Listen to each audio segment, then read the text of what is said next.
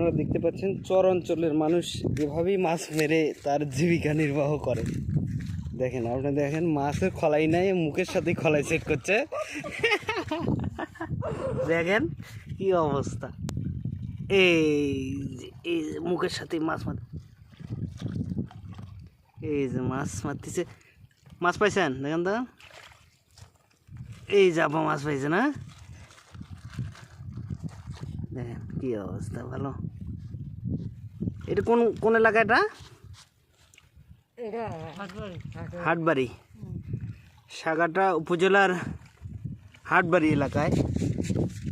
দেখেন মাছ ধরছে, এই যে মাছ ধরছে। ধন্যবাদ।